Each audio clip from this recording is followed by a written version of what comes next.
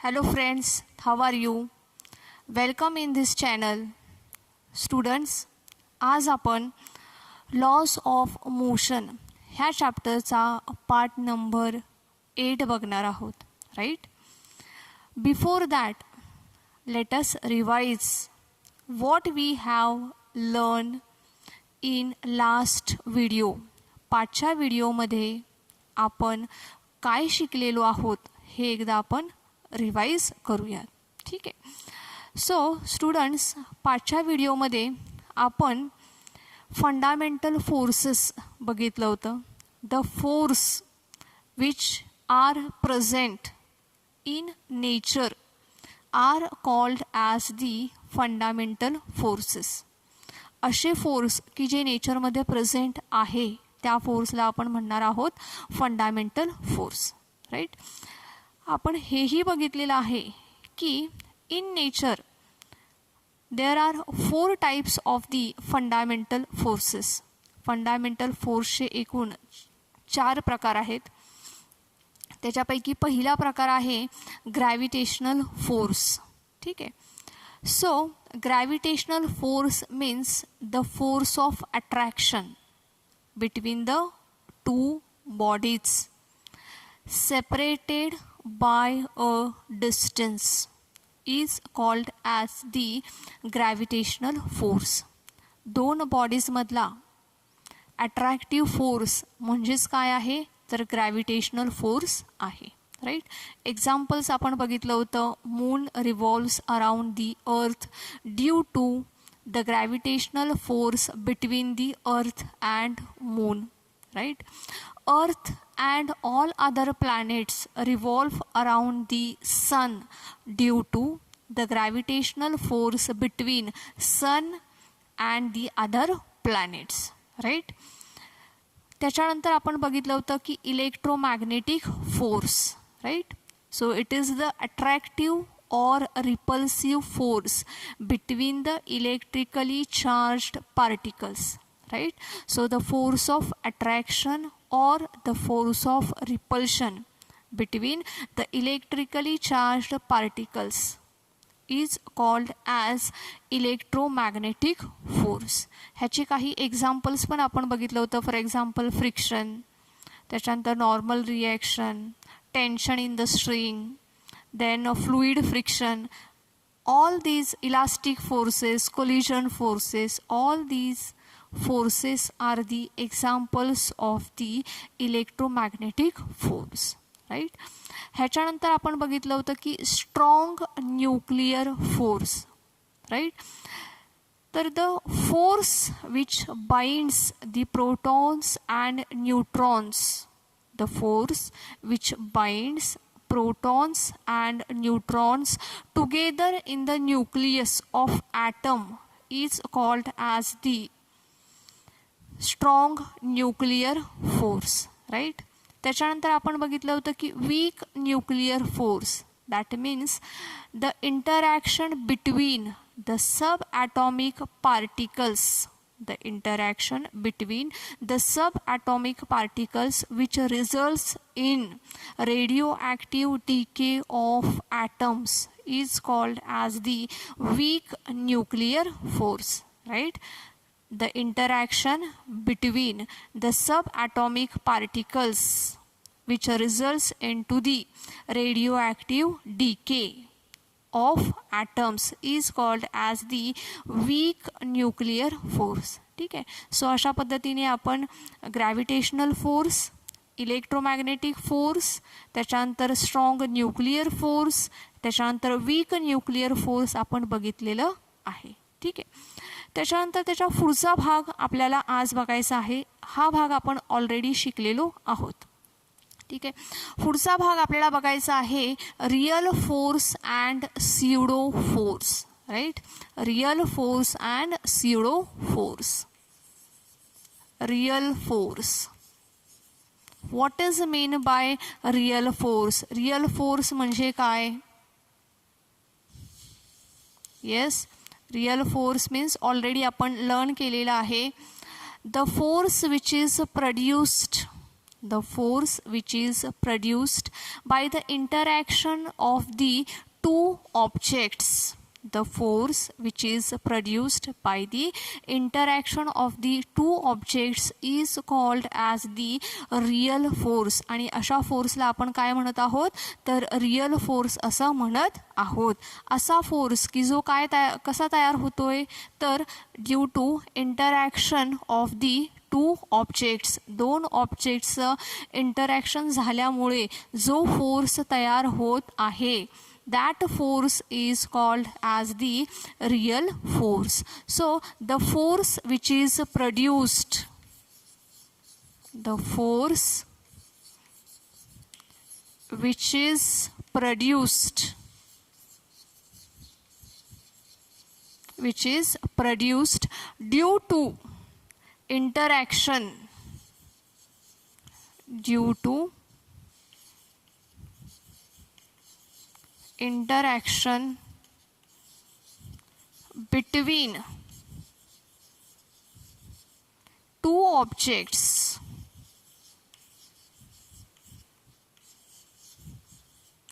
is called as real force, is called as the real force, right?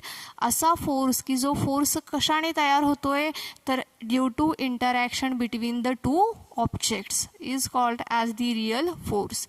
That means real force is one of the fundamental force. Real force हा काय आहे मग एखादा fundamental force आहे. ठीक आहे. So हे फंडामेंटल फोर्स आणि त्याचे टाईप्स, त्याचे कॅरेक्टरिस्टिक्स, त्याचे एक्झाम्पल्स ऑलरेडी आपण पाठच्या व्हिडिओमध्ये लर्न केलेले आहेत. आपण आता त्यांना रिवाईज देखील केलेलं आहे. ठीक आहे.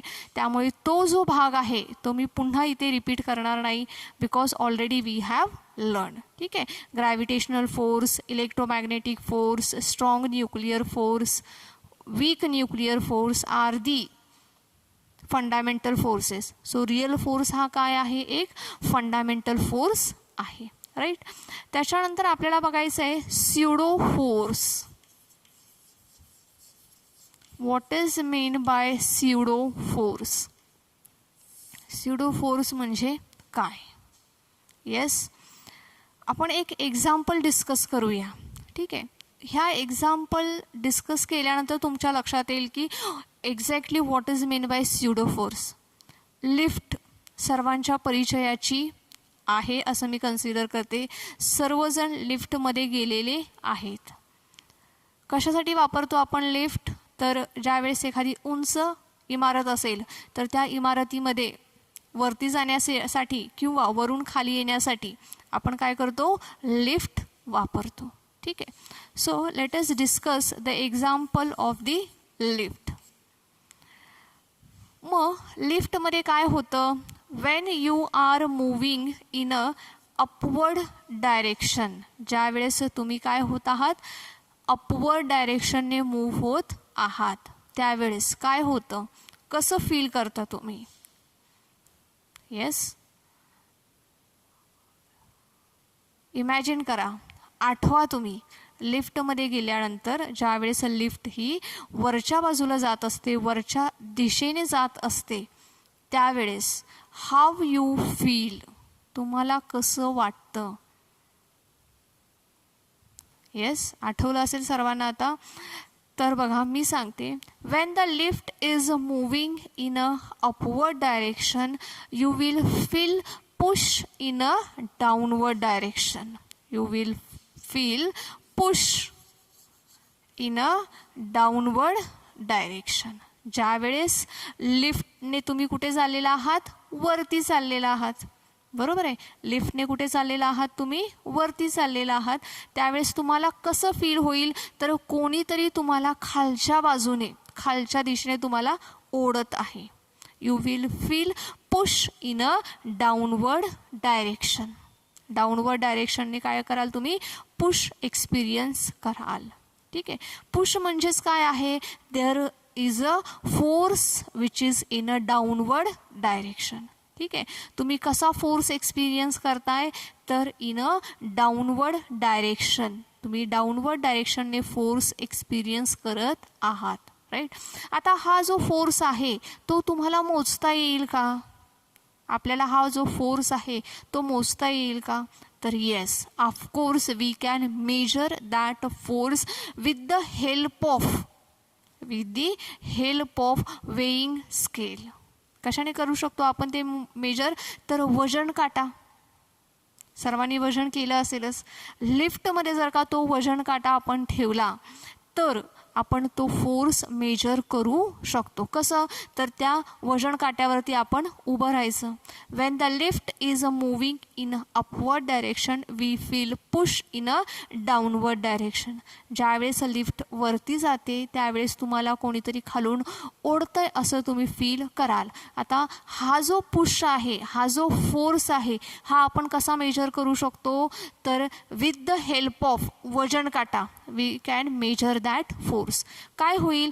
ज्यावेळेस लिफ्ट ही वरच्या दिशेने मूव्ह होते त्यावेळेस वजन काटा बघायचं, तुमचं वेट हे तुम्हाला इन्क्रीज झालेलं किंवा इन्क्रीज होताना दिसून येईल.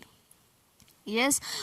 आता ह्या इन्क्रीज म्हणजेच काय आहे? तर that increase means push which acts in a downward direction.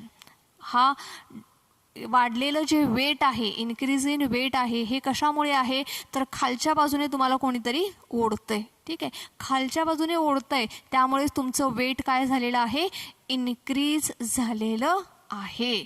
That means the force which acts in a downward direction we can measure with the help of weighing scale. वजन काटाच्या साह्याने आपण हा जो डाऊनवर्ड डायरेक्शनने ॲक्ट होणारा जो force आहे तो फोर्स आपण मेजर करू शकतो. ठीक आहे. आता लिफ्ट वरती जाते, वेलॉसिटी काय होते? हळूहळू इन्क्रीज होते आहे, तर तुम्ही पुश फील करता आहे, तुमचं वेट वाढलेलं आहे, right. Now after certain time, एका ठराविक वेळेनंतर the lift gains the constant velocity. Constant velocity. ठीक आहे. आता काय झालेली आहे? लिफ्टची वेलॉसिटी कशी झालेली आहे? कॉन्स्टंट झालेली आहे. When the velocity is constant there is a no acceleration. तिथं ॲक्सलरेशन नाही आहे. इथं सुरुवातीला वेलॉसिटी चेंज होते म्हणून इथं ॲक्सलरेशन आहे, राईट. कसं ॲक्सलरेशन आहे? डाऊनवर्ड डायरेक्शनने ॲक्सलरेशन आहे. इथे मात्र ॲक्सलरेशन नाही आहे, ॲक्सलरेशन 0 आहे. There is a no change in a velocity. मग अशा वेळेस जर का तुम्ही वजन काटा बघितला तर तुमचं पूर्वीचं जे वेट आहे ते असेल वेट इज कॉन्स्टंट. जे तुमचं अगोदरचं वेट आहे, सपोज 50 kg वेट असेल, तर ते तुम्हाला ज्या वेळेस वेलॉसिटी कॉन्स्टंट असेल त्यावेळेस तो जो वजन काटा आहे तो तुम्हाला किती दाखवणार आहे? 50 kgs दाखवणार आहे. Yes, are you getting my point? तुमचं वजन वाढतंय. कधी वाढतंय? When the lift is moving in a upward डायरेक्शनने. मग तो जो वेळ आहे डेल्टा टी, ह्या वेळेमध्ये जर का तुमचं वजन तुम्ही मेजर केलं तर काय होणार आहे? ते वजन वाढलेलं दिसणार आहे. Y?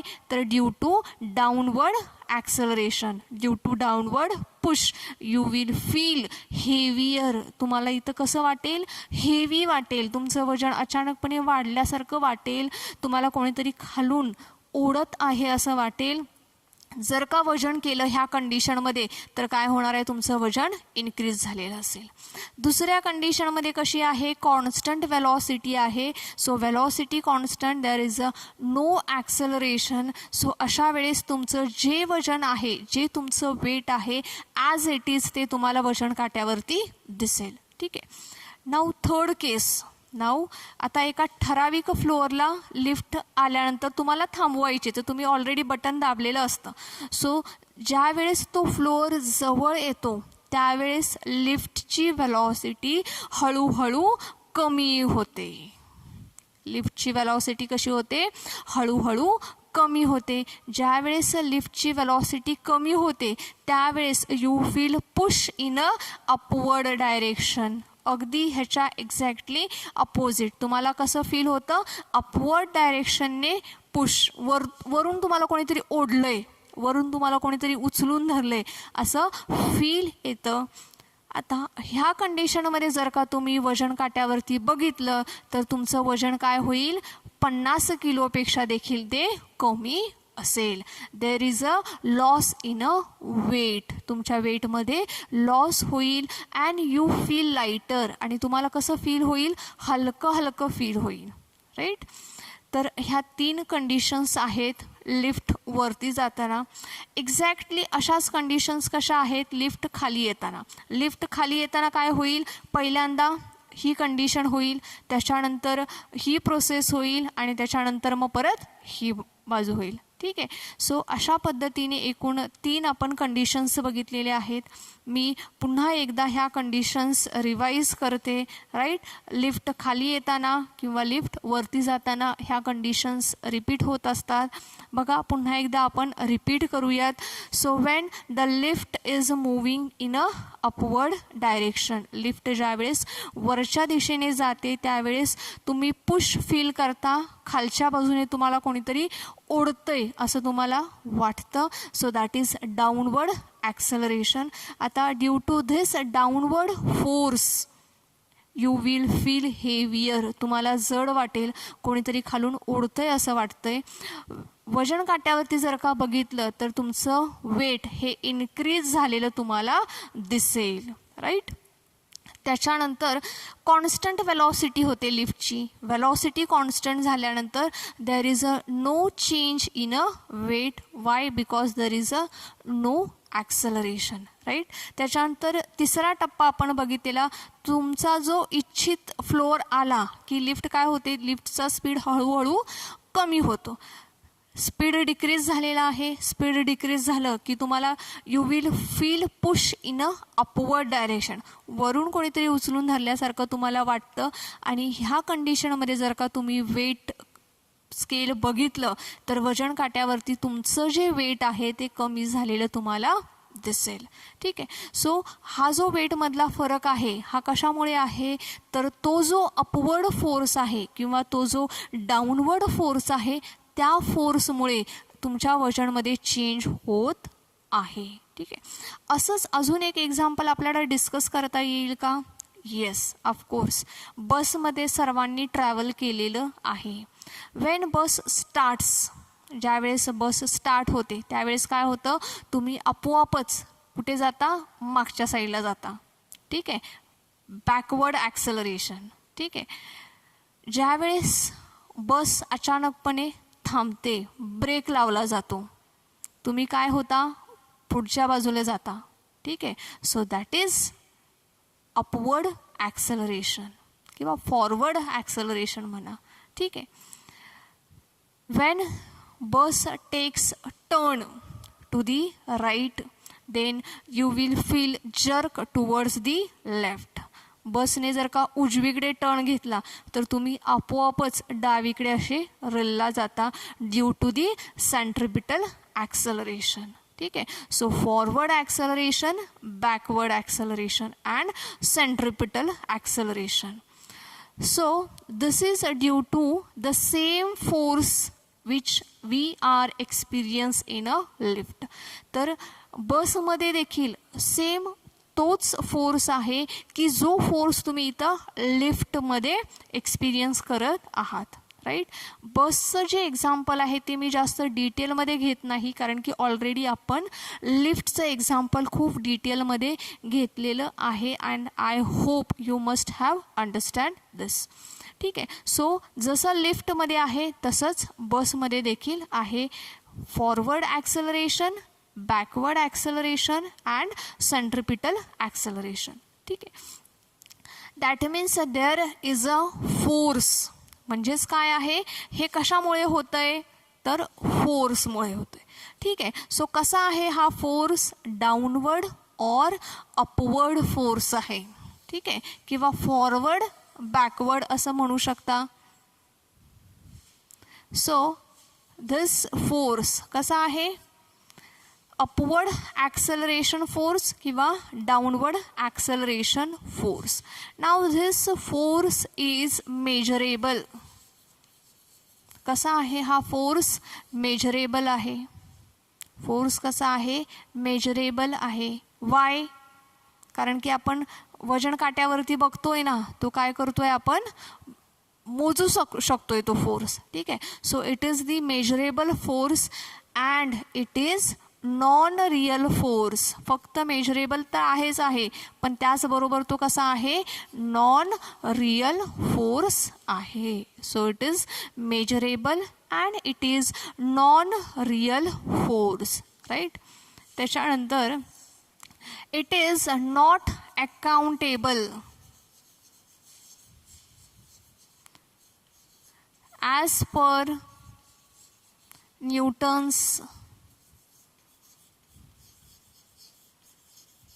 Newton's second law. As per Newton's second law. So it is not accountable as per the Newton's second law. काय आहे न्यूटनचा सेकंड लॉ? तर force is directly proportional to the rate of change of momentum and it takes place in the direction of the applied force. ठीक आहे. Force ज्या डायरेक्शनमध्ये apply होतोय त्याच डायरेक्शनमध्ये काय होतंय? डिस्प्लेसमेंट होत आहे. परंतु इथे मात्र तसं नाही आहे. Force and acceleration both are opposite to each other. Force आणि ॲक्सेलरेशनची डायरेक्शन ही एकमेकांच्या अपोजिट असल्यामुळे it is not accountable as per the Newton's second law for the inertial frame of reference. ठीक आहे. आणि मग हे कुठं ॲप्लिकेबल आहे? तर मग नॉन इनर्शियल फ्रेम ऑफ रेफरन्समध्ये असं होतं. ठीक आहे. त्याच्यानंतर थर्ड आपण बघायचं आहे, it is not among the any four of fundamental forces.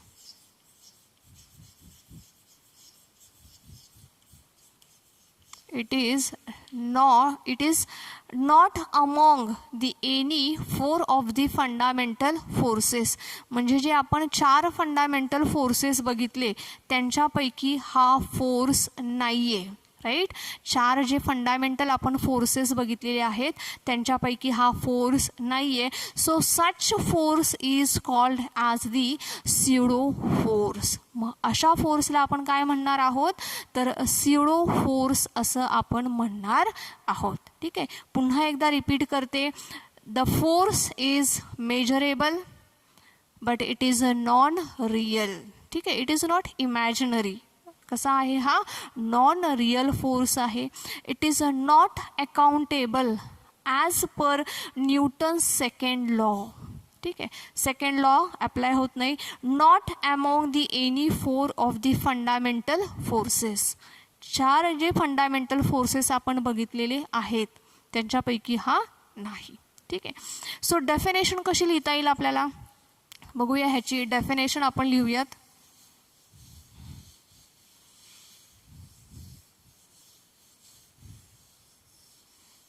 Definition लिहूयात. बघा. Pseudo force is one which arises due to the acceleration of the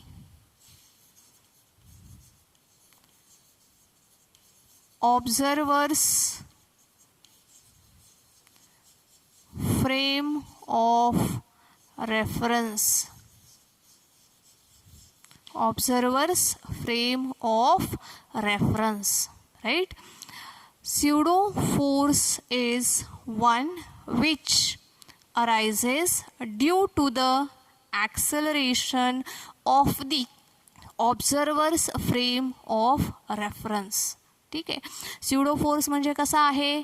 तर it is arises due to the acceleration of the observers. ऑब्झर्वरच्या ॲक्सेलरेशनमधून जो force तयार होतोय ऑब्झर्वरच्या ॲक्सेलरेशनमधून जो फोर्स तयार होतोय that force is called as the pseudo force. त्या फोर्सला आपण काय म्हणणार आहोत? स्युडो फोर्स म्हणणार आहोत. ठीक आहे. नाव आपण लिफ्टचं बघितलं होतं बघा, downward acceleration and upward acceleration. So त्या कंडिशन्स आपण बघूयात. डाऊनवर्ड ॲक्सेलरेशन कसं होतं आहे? डाऊनवर्ड ॲक्सेलरेशनमध्ये त्या बॉडीचं जे वेट आहे that weight W is equals to काय असेल? mg plus minus ma bar. Minus का घेतलं?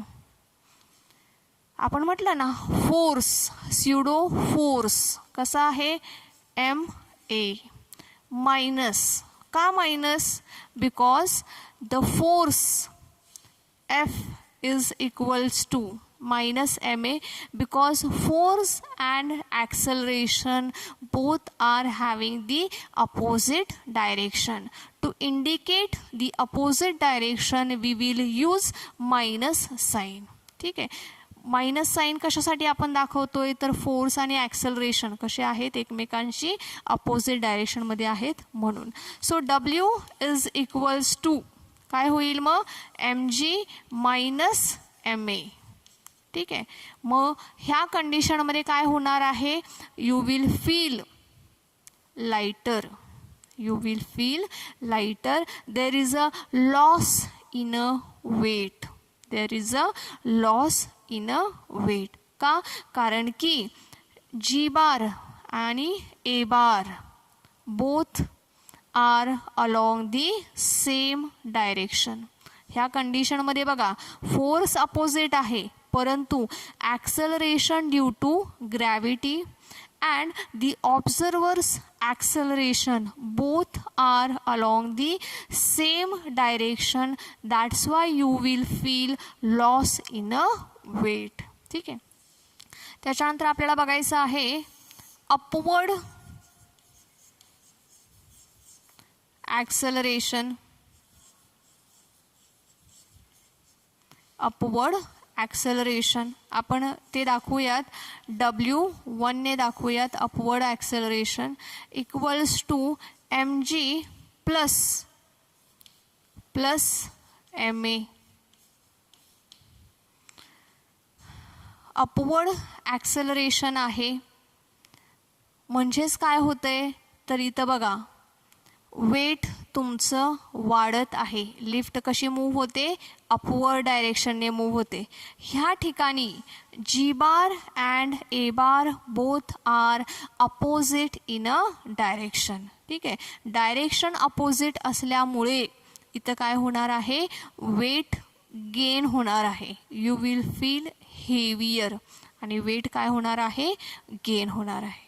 सो लिफ्ट वरती जाते. You will feel push in a downward direction. So G bar and A bar both are not in the same direction. That's why you will feel heavier. ठीक आहे. So this is about the downward acceleration. This is about the upward acceleration. Right. So आज आपण काय काय बघितलेलं आहे? तर आज आपण बघितलेलं आहे रियल फोर्स. त्याच्यानंतर आपण बघितलेलं आहे pseudo force. Right. Real force and pseudo force. Revise करूयात एकदा. रियल फोर्स म्हणजे कसा आहे? The force which is produced due to interaction between the two objects is called as the real force. मग त्या फोर्सला आपण काय म्हणणार आहोत? रियल फोर्स असं म्हणणार आहोत. त्याच्यानंतर आपण बघितले pseudo force. The force is one which arises due to the acceleration of the observer's frame of reference is called as the pseudo force. Right. मग स्युडो फोर्स म्हणजे काय आहे? तर मायनस ma. मायनस साईन कशासाठी? तर force and acceleration both are not along the same direction. त्याच्यानंतर आपण हे मॅथमॅटिकल एक्सप्रेशन बघितलं होतं. When the lift is moving in a downward direction, lift is moving in a upward direction. Upward डायरेक्शनने lift move होते त्यावेळेस the person will feel push in a downward direction. ह्या ठिकाणी G बार आणि A बार हे कसे असतील? एकमेकांच्या अपोजिट डायरेक्शनमध्ये असतील त्यामुळे पर्सनचं वेट इन्क्रीज होईल. ह्या कंडिशनमध्ये काय होईल, G and A both are along the same direction आहे, त्यामुळे the person feel lighter, the weight of the person gets lost. ठीक आहे, there will be decrease in a weight of the person. So आजच्या व्हिडिओमध्ये आपण real force आणि pseudo force शिकलेलो आहोत. आजच्या व्हिडिओमध्ये आपण इथेच थांबूयात. ह्याच्या पुढचा जो भाग आहे तो आपण आपल्या पुढच्या व्हिडिओमध्ये बघूयात. Thank you student.